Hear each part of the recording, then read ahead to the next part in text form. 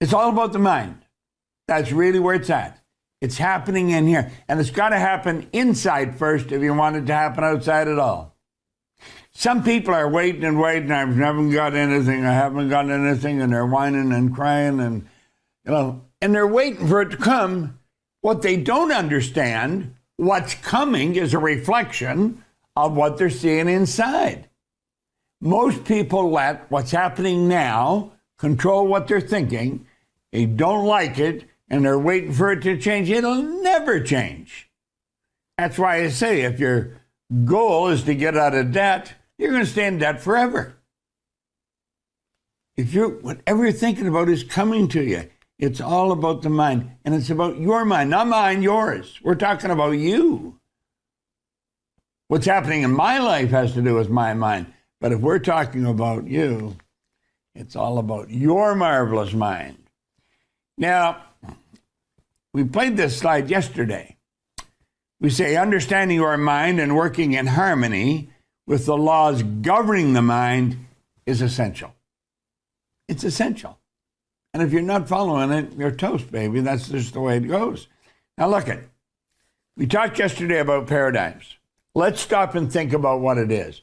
It is a program. You have programs in your computers. You have a program in your phone.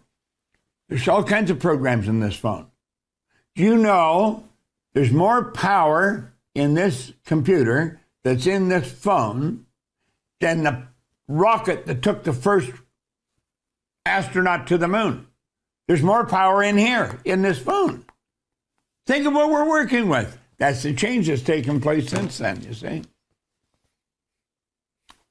Well, just the same as the power in here works, or the power that's pulling these slides up on the screen with me, you've got programs in here.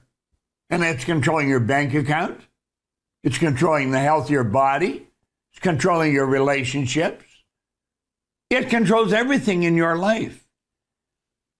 It is a mental program that has almost exclusive control over our habitual behavior. And you got to get this straight.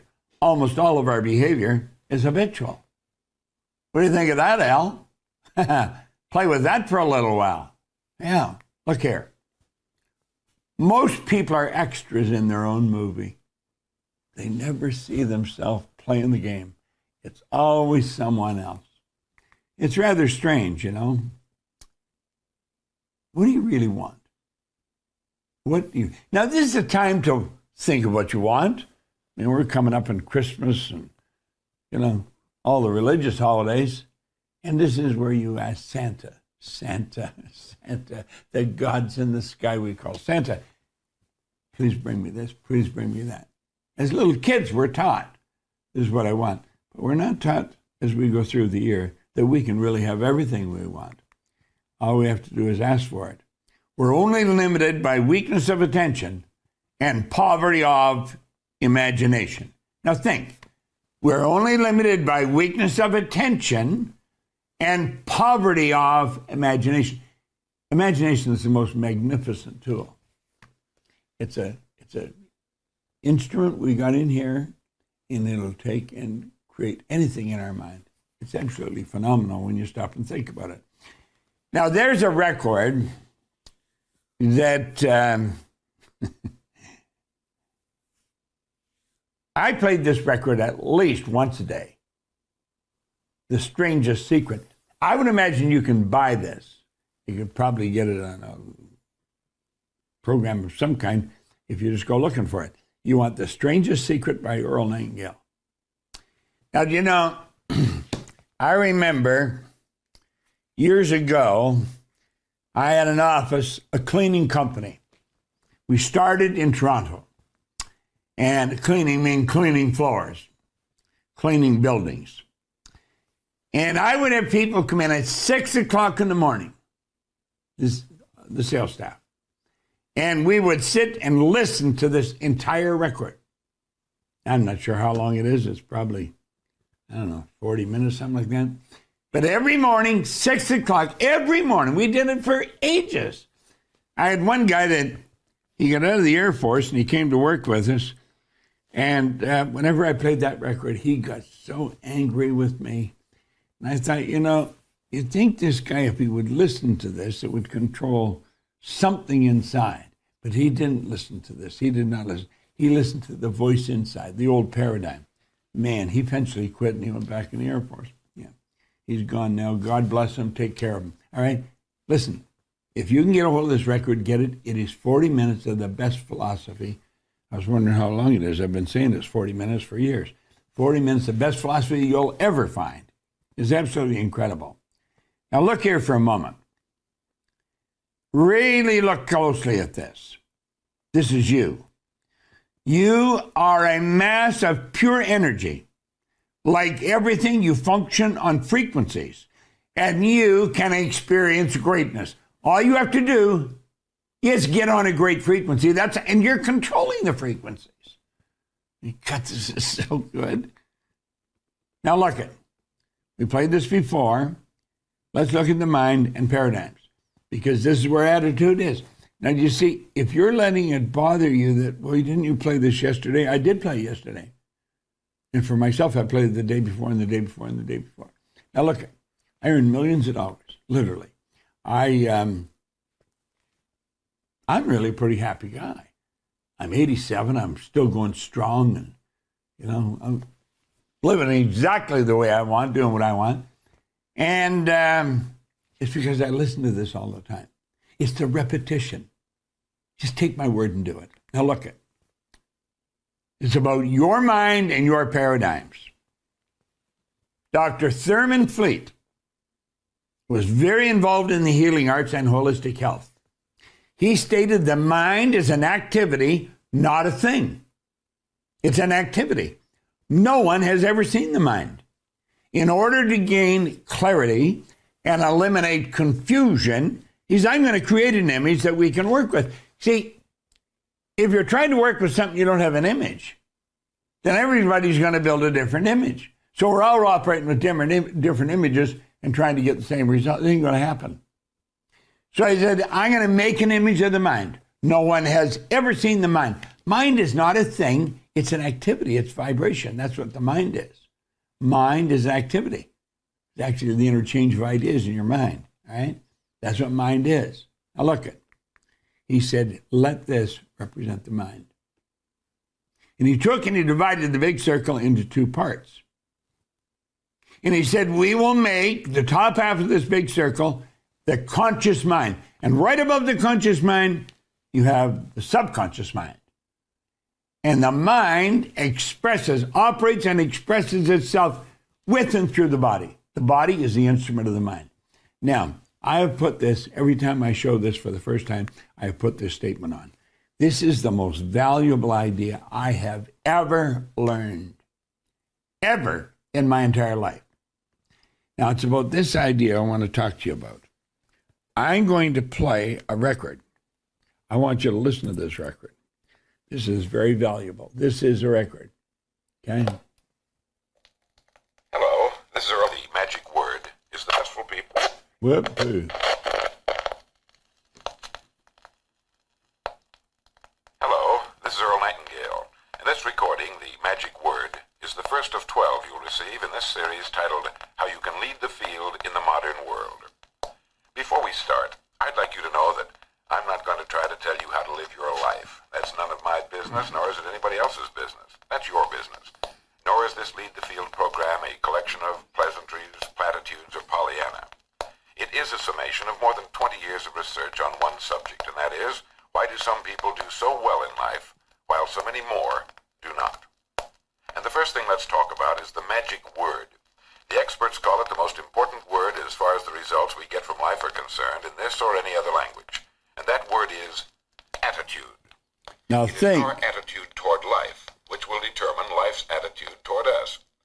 Let's face the fact honestly that we shape our own lives, and the shapes of them will be determined by our attitudes.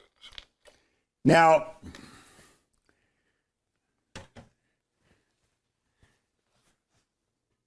I literally laid the foundation for my life, the way it is today, listening to these records. As he said, there's 12 of them. I literally laid the foundation for the life that I enjoy today. I have a phenomenal life. I'm telling you, it's an enviable life. It is so good, and it keeps getting better. I would listen to these over and over and over again. Now, this is, it's one of the best. This is a program that that you could get and listen to anywhere. We've got the whole thing. We've got it all designed as I worked with it. Every word on here is on there. If you send an email to Arash, A-R-A-S-H, in the company, and tell them you want to get this program, I'm going to tell you it's the best program you'll ever find. I literally built my company on this. I could take you to thousands of people that'll tell you best program in the world, and it really is. Now, Earl said it's the most important word in the English language or any language. So let's follow through here and see what happens. Now, we did this yesterday, but I think it's worthwhile doing it again today. The conscious mind. Now, I literally look at my head as my mind. And I see from here up as the conscious mind. I really do. And I see from here down as the subconscious. You've got to have an image of something. That is the image I hold. Tommy, come on in here for a minute. When you're thinking of attitude, both are, see, that's why. All right. So look, here's the conscious mind. That's your thinking mind. That's your educated mind. That's what the teachers are working with. That's your intellect. All your intellectual factors are there. Most people don't know what the intellectual factors are. All right? And I'm talking about brilliant people. Now, the subconscious is the emotional mind, and it operates very different than the conscious mind. Now, look here for a moment. I'm going to show you something. Throw the screen up for a minute. There, Dan, whoever is doing it. Okay? Look at this for a moment.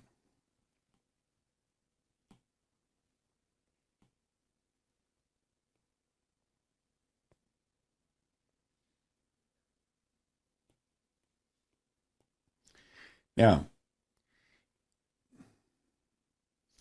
if you are holding an image of this, when you're working on what you want, you start out here and you build a picture of whatever it is you want. I don't care what it is. Doesn't matter what it is. Anything you want. And then you take and you plant that picture in the garden of your subconscious mind. Now, when you do that, you turn that into a desire. Now, desire comes from the Latin deicere, to give birth to the children. This is the child you're going to give birth to. Now, when you plant that there, I'm going to show you what happens. This part just disappears.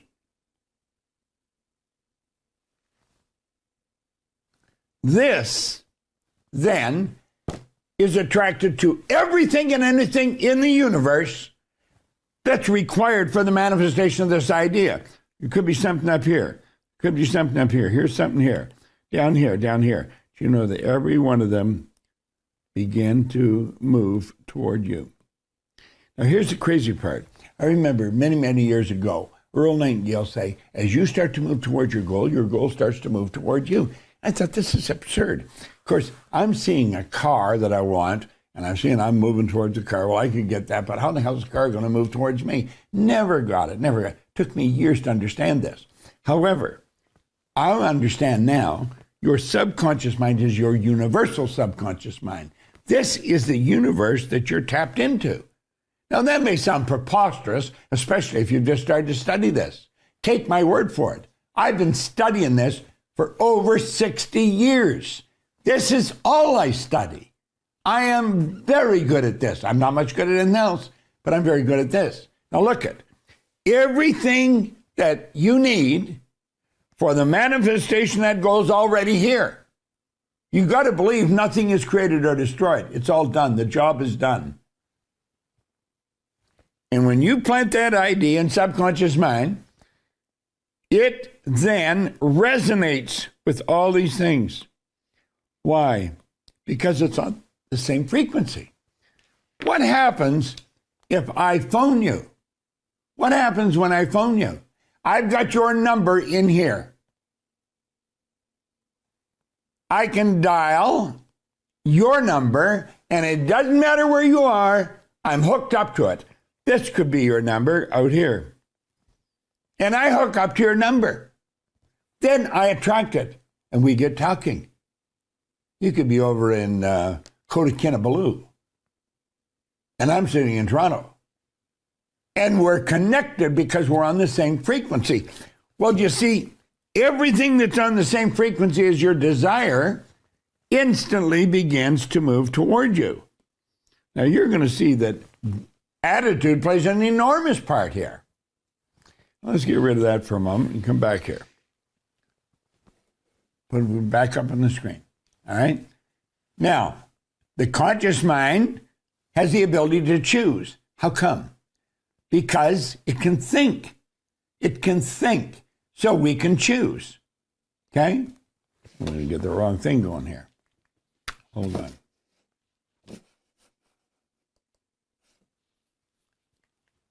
There. Conscious mind can choose because you can think. The conscious mind can accept or reject. Now that is pretty big when you stop and think about it. The conscious mind can accept or reject. When some dumb idea comes your way, you don't have to accept it. When somebody said something crazy, you can reject it. You don't have to accept what people say. And you don't have to tell them that you rejected it. Just think this dummy and reject it. Okay? Now here's something else about the conscious mind. It has the ability to originate. You are a creative being. You are God's highest form of creation. Now let's look at the subconscious. It operates totally different than the conscious mind. It must accept everything you give to it. That sounds pretty wild when you stop and think about it, but it must accept. Why? Because it cannot reject. It has no ability to reject. And get this, it cannot determine the difference between that which is real and that which is imagined. When you start using your imagination, subconscious mind accepts it as real. That's why we're God's highest form of creation. That's why our mind works the way it does. We are truly God's highest form of creation. You have an imagination. Such a magnificent tool. It really is. So let's look now. Just with that information that we've got. Here we are here. Today. Not when I first heard this. Not when Truman Fleet first thought of it. It's today. And there's ideas from social media, from other people, and from Netflix. It's pouring into our consciousness. And we're listening to it and we think this is garbage. Absolute garbage. If I let this into my subconscious mind, I'm doomed. So what do? Get out of here. And I can make it go away. Just, but you know something? Most people don't do that. You know what their problem is? They don't think. Albert Schweitzer, the great doctor from Africa, he was visiting London. This is right at the start of The Strangest Secret. He was one of the reporters was interviewing him, asked him what the problem was with men today. The problem is they don't think. They don't think. You see, instead of telling that stuff to get out of here, you know what they do? They leave it inside and look it. When they're not thinking, their subconscious mind's wide open. It goes right into their subconscious, and the subconscious cannot reject it. You see why it's such a mess? Why can't it? Because of the paradigm. Now, how did this actually happen? How did the paradigm get built? Well, let's take a look at it. We'll close the window here, and we'll come over here. This is you as an infant. This is how you arrive. But let's talk about before you arrive. Let's talk about, we'll go back about 280 days at the moment of conception. Okay? Now think. When a little bit of energy from mom and a little bit of energy from dad come boom together, that forms the nucleus of you. All mom's DNA, all dad's DNA joins together. Now it becomes your DNA. Do you know that there's genetic strains that go back for generations? We don't even know how far it goes back. And that's all built into you. It's all built. It's going to determine where you're going to go and what you're going to do. This is absolutely wild when you think about it. I've been thinking about it for a long time. I see so many things my sister does, and I think, my God, she's just so much like mother. But you know something? I see things I do. They're just so much like mother. Yep, we get programmed. The subconscious mind, when we arrive, has a program that's already written. It came from mom and dad, their mother and dad, their mother's mother, mother and dad. It goes back and back and back a long way. And here we are now. We've arrived on the scene, the little mind wide open, and everything that everybody's talking about is going right into the subconscious mind. And of course, they're in the same environment and hearing the same thing. Do you know that almost all welfare recipients are third and fourth and fifth generation welfare recipients? Now think of that. Almost all welfare recipients, they're just waiting for a handout from the city. Because their parents did, and their parents' parents did, and their parents' parents' parents did. It's rather sad. And they generally congregate in one area of the city. This is pretty wild when you think about it. Now here we are years later, doing very much the same thing. Why would we do that? Well, in the subconscious mind, the paradigm is built. So let's look here. The conscious mind, okay, deals with wants. You have anything you want. It's a marvelous thing to understand. And when we impress that upon the subconscious mind, through repetition, that idea turns into a desire. That idea turns into a desire. Okay?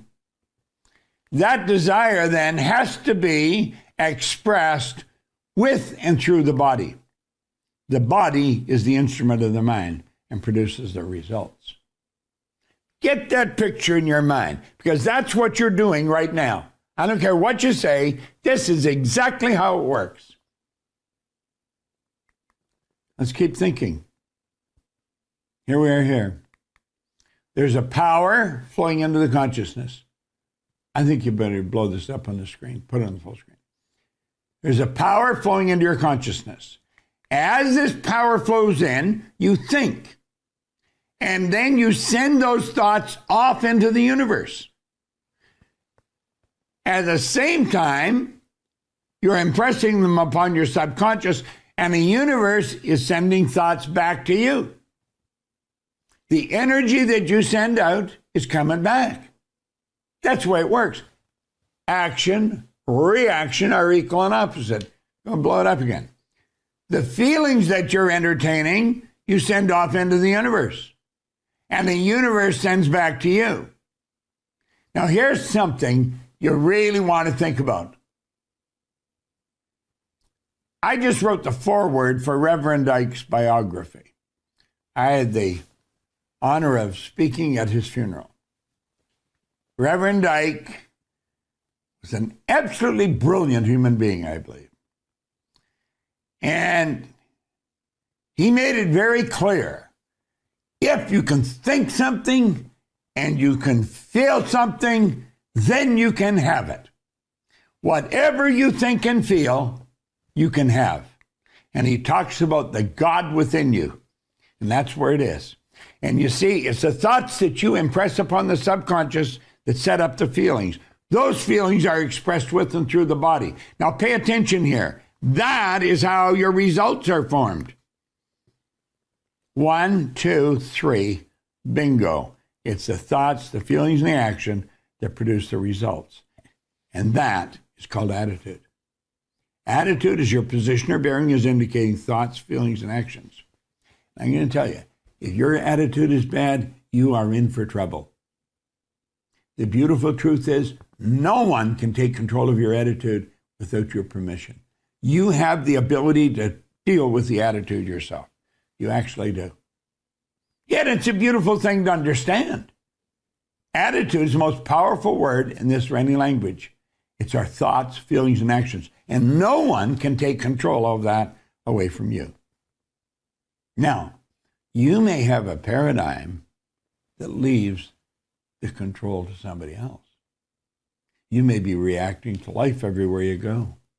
A paradigm is a mental program that has almost exclusive control over our habitual behavior, and almost all of our behavior is habitual. So you see, you could actually have a paradigm that blames outside forces, conditions, circumstance, environment for what's going on. I was taught a great lesson by the man that put this in my hand. It was a great lesson.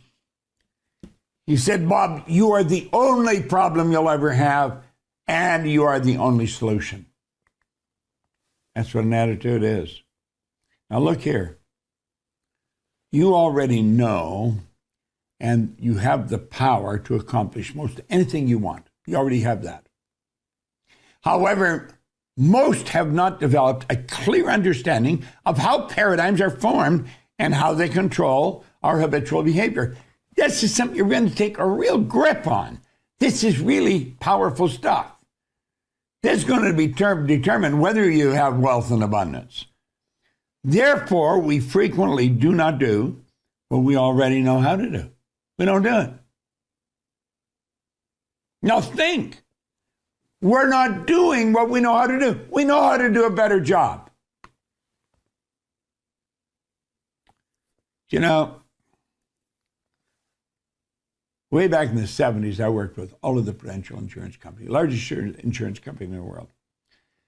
I worked with all of Metropolitan Life, the largest insurance company in the world. 1 month Met was, and the next month Pru was, and they just flipped back and forth. They were giants. I worked with them all. They would wait until I come into their territory, and they always knew where I was working by the results that their salespeople were getting. One regional manager could look on their spreadsheet when they'd see the sales of the whole company, and they always knew where I was working. Now, do you know what I did? I just worked on this. I worked on their attitude. I have them making a 9 a.m. call and asking everyone to buy $100,000 worth of insurance. I had everybody doing that. Sales went up by hundreds of millions of dollars. They knew how to do it. They weren't doing it. Now look at superior knowledge, inferior results. That's going to cause confusion and frustration. So let's put our model back up here. Here's Mr. Stick Person, all right, or Mrs. Stick Person. Now this, you got all this knowledge in your conscious mind. They're smart as anybody you'll ever meet. You talk to them and they're brilliant. And you look at their results and it's absolutely pathetic. How can brilliant people make such obvious errors? How can people that are absolutely brilliant get such terrible results? Think about it. Well, here's why. It's the paradigm that's controlling their life. That's why. It's rather sad. Now look at this. If that person wants to get better results, they got to change things in here. They got to get a new paradigm. And they also have to change the image of themselves. Now, we're going to run over this. Of your life that your paradigm has enormous influence over. This is so important, okay? Your perception is controlled by your attitude. And we can twist this around to self-image, which we're going to. So it's your perception of yourself is your self-image.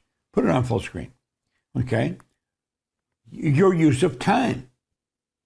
Your paradigm controls your use of time. Do you know that everybody gets exactly the same amount of time? It's what we do with it.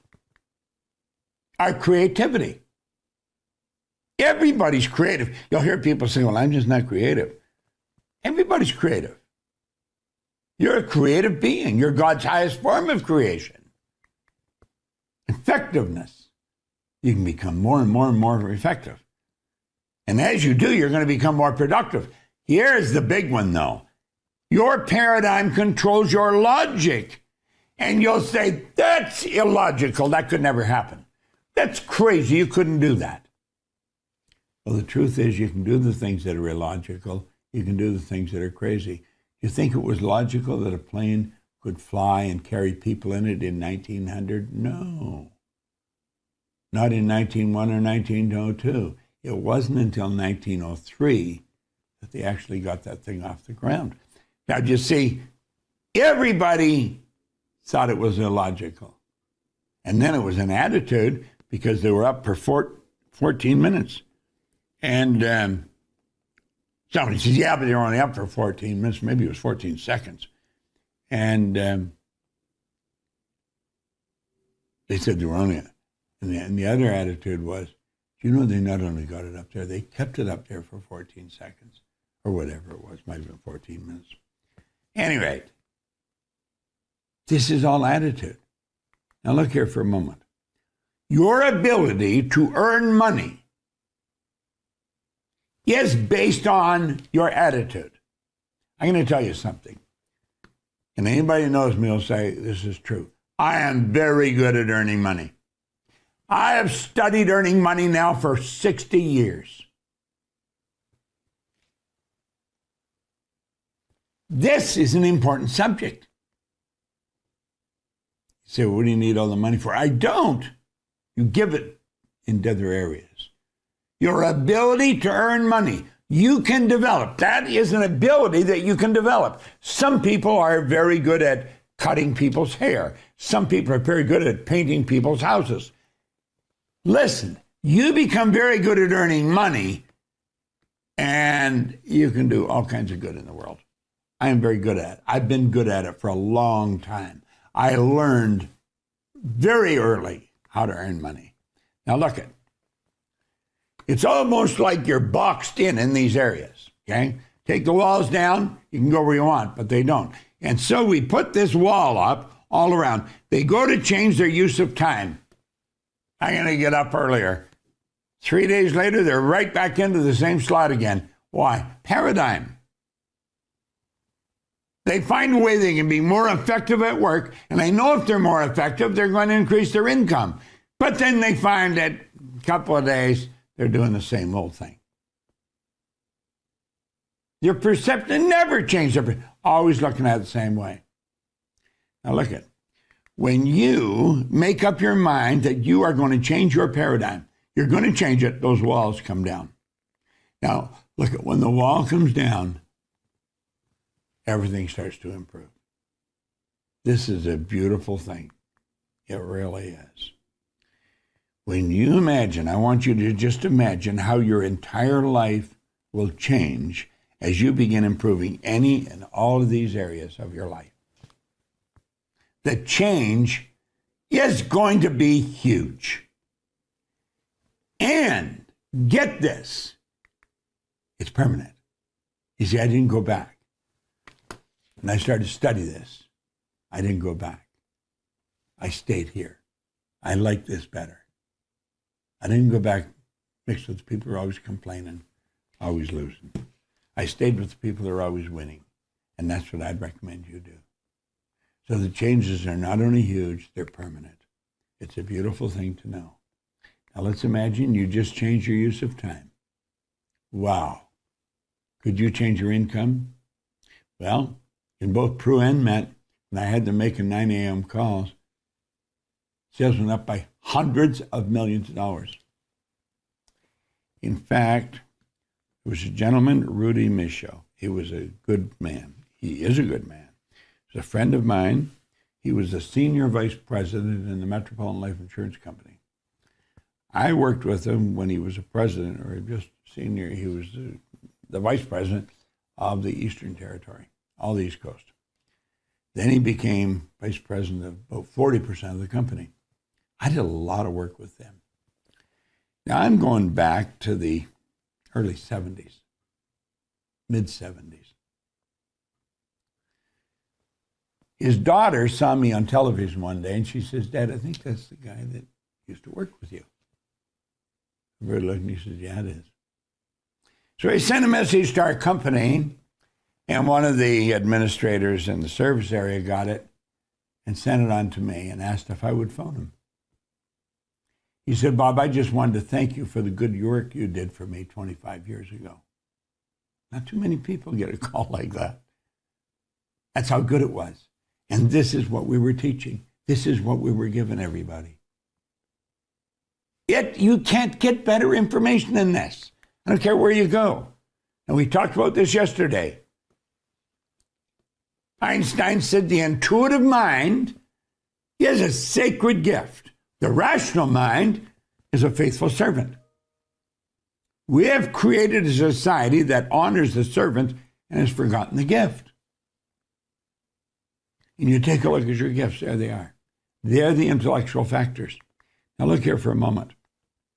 Let's stop and look. Here we are here. There's the mind and there's the body, okay?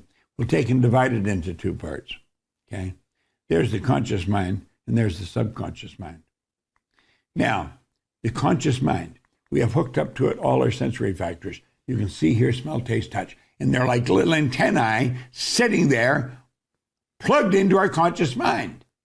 That is where almost all the information comes from, our outside world. We look at newspapers, we watch television, we listen to people as they talk to us, and it's coming into our mind. And since our mind is usually wide open, going right to our subconscious, we've got to stop and begin to think. Let's understand this. The conscious mind is also your intellectual mind. And all those powers you've got locked up here: perception, the will, imagination, memory, intuition, and reason. But we learn nothing about them. School doesn't teach us anything about these. And so what happens? Here they are, sitting there, the most valuable tools you've got, sitting right there in your consciousness, and we never learn how to use them. Never learn how to use them. I was having Patty, my designer, make me a couple of signs for a friend of mine. Intuition is most important. Okay? And your intuition is your most. Intuition is God talking to you. That's right. That's spirit talking to you. It comes in the form of a vibration. Now, your conscious mind has the ability to pick up vibration and translate them in your mind. You can do that. It's so good. Do you know, I can walk by a person in a hotel and I can tell you exactly what they're like. I can walk into a boardroom where we're sitting down to maybe sell a company our services, and I know what everybody at the table is like.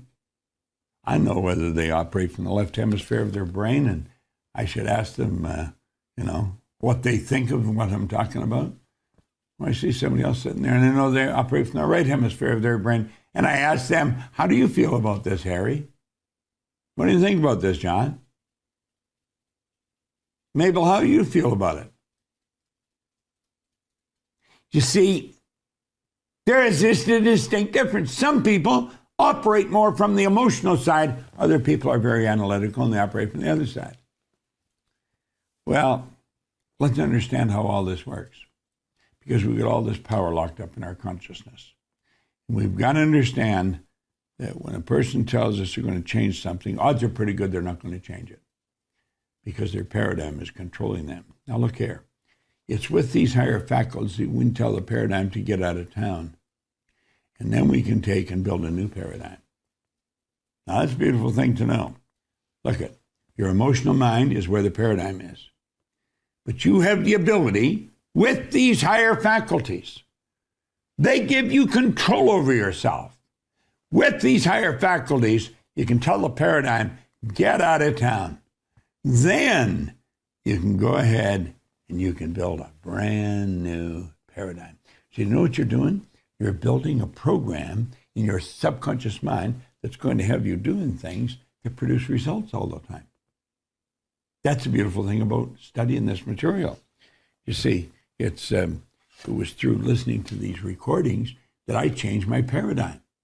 You know, it took me 9.5 years to find out what I had actually done. I'd gone from being flat broke to earning millions of dollars. How do you do that? Well, this is how you do it. My life changed so much, I really couldn't understand it.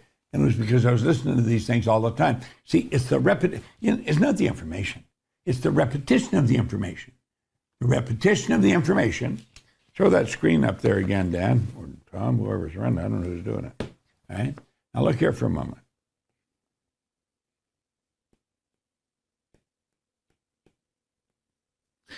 When you take an idea and you keep hitting it, and you turn it into a desire here, remember what I said?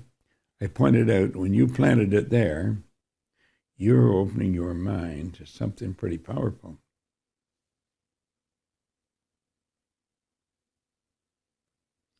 Now, when you plant it, you are hooking up to everything that you're in harmony with. Okay? All these parts here. And they start to move toward you. Now, one of the secrets is to focus. You want to focus on that idea, and you want to stay emotionally involved. So you continually give energy. See, there's a power flowing into your consciousness. We'll take that one and put it out of the way. Okay? And now look, there's power flowing into your consciousness. Always. It never stops flowing into your consciousness. Okay? And you make ideas. Well, the repetition of you planting that idea over and over and over gives the idea more power. The more times, the more often you focus on that idea, the more power you give to it. The more power you give to it, the stronger the attraction becomes. The stronger the attraction becomes. Focus is really the key. Let's suppose there's a sign on that wall way over there. It's about 20 feet away. And I want to read that sign, but I can't read it because the room's dark. So I get a candle and I light the candle. I may be able to see there's a sign there, but I couldn't read what's on it because there's not enough candle power. But let's suppose they turn the candle power into a flashlight. That candle power then is focused. It's dedicated and is disciplined. Then I can read everything on the sign. So do you see, it's important that you keep listening in the repetition.